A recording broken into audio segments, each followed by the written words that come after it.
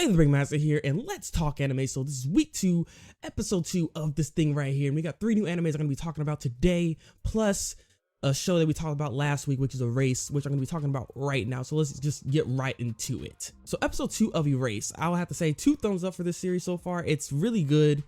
I'm really intrigued. I'm on board. I'm on the hype train. Shoot, let it go. Let it go. Because it's something else right now. I like the premise. I like the story, what's going on so far, and the aspects of it, and the characters actually I'm getting really connected to. And episode 2 really got me to get more connected to the character, especially the main character as well.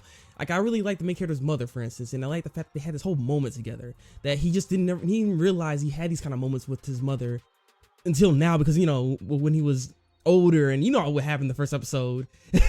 So seeing it now, and it's just like he's kind of appreciating it a bit more, and then he got determination now to even try to save this chick that he couldn't save before, that he had regrets over, and then his mother tried to make him forget and stuff like that. So it's just like I really like how this character is kind of like building up, and he's getting determination. He wants to, help this girl, and this girl too, she's kind of interesting as well. I don't know if she actually knows that there's something up with the main protagonist of the series here, or she's just saying things just to say things. I don't know. It's hard to say because she's getting abused, and when you have these kind of children, she don't seem very happy and stuff like that. I don't know. She's different.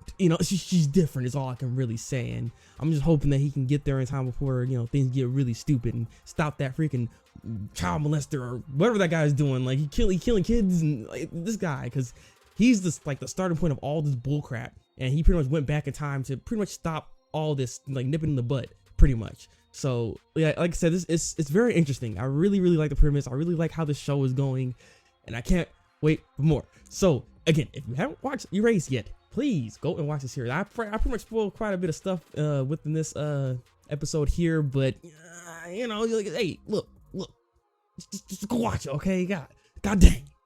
So next show I want to talk about is called Ajin. So this show actually I heard has a lot of hype behind it and everything. People are like, oh man, this show's gonna be the best of the season. Oh my god, and like it's getting ridiculous. So I was like, okay, like what's going on with this? Watch the first episode. I'm not that impressed with the first episode, but I mean, it looks kind of interesting. It really reminds me of Tokyo Ghoul.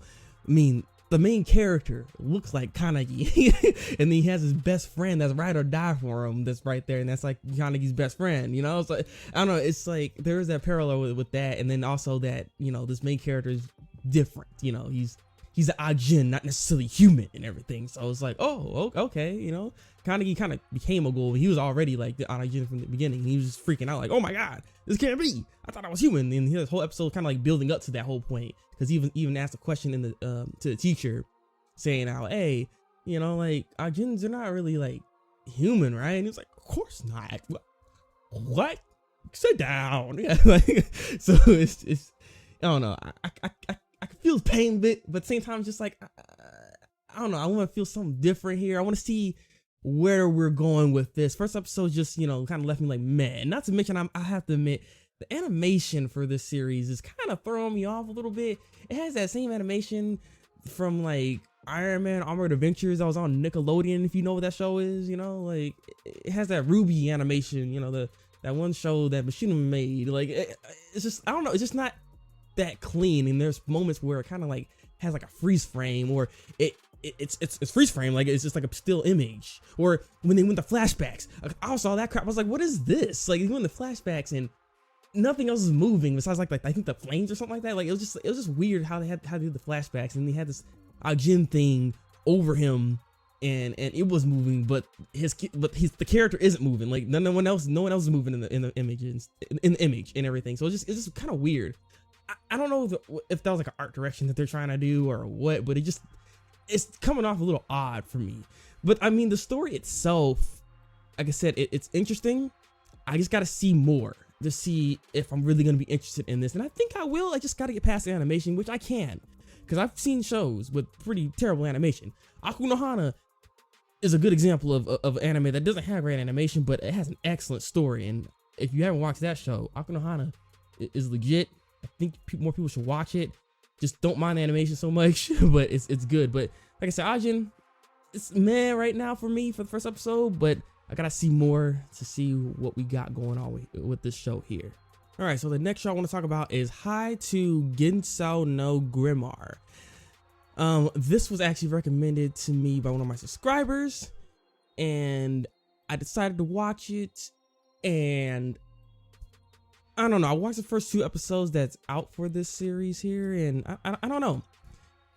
It's not bad. It's like, it's the whole MMORPG kind of thing going on here, and I mean the world and how it's set up. It's not bad, and how they set it up and everything like that. The characters aren't necessarily terrible either. It's just there isn't anything that sticks out to me per se. I mean, the second episode, it gets a little bit more, I guess you could say, intense, because these characters we see here have to kill this ghoul or this goblin and everything, right?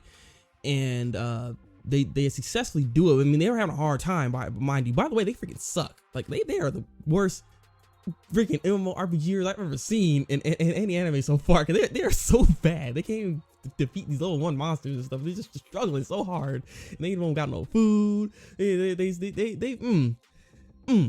just so bad. It's just so bad. But I mean, I like the aspect, I guess, because it's like, it's a different take. You know, you don't have like these overpowered characters. Kirito, I'm talking about you. But you have these overpowered characters and everything like that. And it's just like, they're learning in this world, because it seems as though they got dropped in this world and they don't remember what happened to them before they got into this world and everything, like prior to this, which is interesting. I mean, that did catch my eye, and I am kind of curious of what's going on with that per se, because they have memories. Like instance, like a game, for instance, like they know video games, and they don't. But the thing is, it's like they can't recall what that is. Like it's in there for them to say like this is not a game and everything, but then they don't know what a game is though. It's kind of weird how that whole thing works. Same thing with like a cell phone, for instance, because he was trying to look for a cell phone and they didn't know what a cell phone is though. But he said that, so it's like they have recollection or memories of their past lives before getting into this game. So I'm just curious how that's gonna like cross over at some point here, and what happened, like who put them in here in this supposed game or in this world, because this could be a whole different world for all we know. I mean, I don't know exactly the whole situation, because it's interesting, because they have magic and everything, and when they're fighting and stuff, I mean, it's pretty darn realistic on in anime form, of course, but it's realistic in that sense, and they get hurt, and the goblins, they even freaking pour out blood, and it's just like it has like a realistic aspect to it, is what they're trying to do. And when in the second episode they ended up killing that freaking goblin, they had like this sense of regret, and it's the first time they actually killed something, like they full on killed something, so it's really like bothering them on the inside and everything like that. And it's supposed to be a powerful moment and all that, but it's just like, I don't know, it's hard for me to really get into that moment with it. I don't know, I don't know, man. Like I said, it's just me right here. It's just me. I could tell. I just really couldn't fully grasp the whole emotions that they're trying to convey with this whole thing, because I don't know, I've seen enough of these types of shows, and it's just like, I don't know. I'm looking for something that's a little bit more different, and I think the show will take a turn for the better, because I heard that it's supposed to get like darker and all this other stuff, so I want to see what else the show has to offer before I really, give a full judgment or anything on this. But so far, it's all right. It's all right. It's just, again, nothing really stuck out for me. So this is my opinions on that show here. So let's move on to the last show. All right, so the last show I want to talk about is Shouwa, Genroku, Rakugo, Shinjuu. And this show, this right here, is probably gonna be my favorite out of the season. I'm just gonna tell you right now. Out of the first few episodes, I am on board. Thank you, by the way, for my subscriber for recommending this show to me as well. This one was a hit for me. I saw your comment. You're saying now this one is your favorite out of the season so far. And hey, bro feels right now, like, bruh. This show right here is like, it's right up my alley, because it's slice of life and everything, and it gives me everything I'm looking for, right? And it doesn't help that like the one of the characters in the show looks like Karu from Kids on the Slope, like, but he looks exactly like him pretty much. So it's just I don't know, it's cool. I like the design of the character. I like the characters themselves and everything like that. And it's just the theme and like the story aspects and what we're doing in the show is kind of interesting, because I think we're like the Shouwa period, right?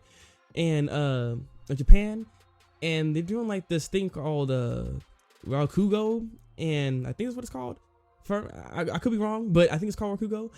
But basically what they do is they sit down like I'm sitting down right now. I'm sitting down, my knees to the freaking ground. They're on this like little pillow, and they pretty much act out a whole like scene in a way, you know. And they act out all the characters that are in the scene. So they're the females, they're the mini males that are there, and they all try to like come together, and they have limited movement. They don't just get up and have a lot of like, you know, a lot of they show emotions through the facial expressions and hand gestures, but you know the legs aren't really involved to that extent. You know, they're not up flipping around and doing stuff like that, so they're kind of stationary for the most part. They can stand up a little bit, but they don't really get out of their zone of that pillow pretty much. So it's kind of cool how they had this whole thing set up. And while I was watching it, when they were actually trying to like do the whole little scene and everything like that, I can like see what they were trying to act out pretty much, you know, all the different characters that they were trying to convey or portray pretty much, you know. And I like that. I like the fact that I can actually even pick that up while watching the show when it's not even doing the whole cutscene cuts, because sometimes they'll do like cuts to where it's indicating that there's different, you know, characters in the scene and everything like that. But there are times where they don't necessarily do that. And if you're really attentive and you pay attention, and it's kind of interesting to listen to some of the stories that they talk about and everything, you can kind of catch it anyways. And it can be kind of funny. It'd be kind of funny because the whole purpose of it is supposed to be, you know, a bit comical and everything like that. So I don't know, it's an interesting way of storytelling of what they're doing, and that's what they were doing back in the day apparently in Japan. So I don't know, I like that. I like the aspects of the series and just the story elements and what's going on here too. When it comes to one of the teacher's apprentice, that girl, cause I don't really remember the names like that, so hopefully you can follow what I'm saying here. But it's one of the apprentices, the girl that's there. Apparently her father died, and her father was friends with her teacher and everything like that. And apparently she believes that her teacher killed her father.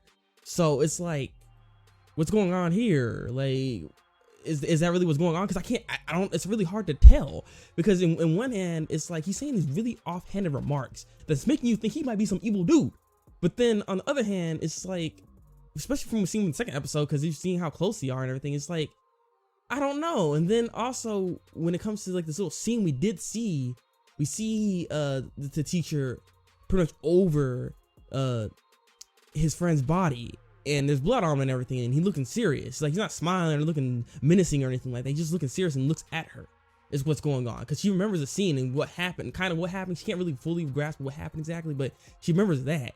And it's like, it doesn't look like he killed him per se. I mean, it's hard to tell. It's like, you know, like, you don't know what exactly happened here. But again, it's like his offhanded remarks make me think he might have done something though, because he's like, it seems like he might get jealous later on, or, well, he probably already got to that point, of course. But we're seeing from the second episode how they grew up and how close they were and everything like that. And then we saw his friend pretty much outshined him on his first performance, because his first performance was just the teacher. His first performance was just it was kind of boring. It was actually kind of boring. It was actually kind of like, they said that in the show, like, his stuff is not really that good. Like, it can be a bit boring, you know, people fall asleep. And I was like having a hard time watching his thing, and I was like, okay, yeah, he's kind of boring. But then that other dude gets on, and he's just all kind of energetic and telling the story the way it needs to be told. And that's how you're supposed to do it. And it seems like first, like, yeah, he's okay with it, but I think again later on there's gonna be some kind of jealousy going on here, and some resentment, and he's gonna try to do something, and then things get stupid, and he might have not necessarily directly killed him, but it could have been indirectly in some cases or something, you know. Like, he just got tired of his bullcrap, and like, he just, you know, just didn't help him. He didn't help him. Like, he's about to fall like Simba and stuff. He's like, help me, and then he's like, no, and then drops him and he dead. Like, I don't know. Okay, yeah, it's just looking kind of shady, and it's hard to tell right now. So I don't know. I'm just really interested in the series. I like these kinds of shows right here, and the animation is pretty legit. The opening and endings are freaking good. Like, they're really good. I actually really like them a lot. Oh man, like, I don't know. I can't wait. Though I will say, let me go back to Ajin for a second. Ajin probably got the best opening of this season. I just gonna throw that right now. Let's just do that, okay? Just throw that in. Let's go back to this show. But yeah, this show is good.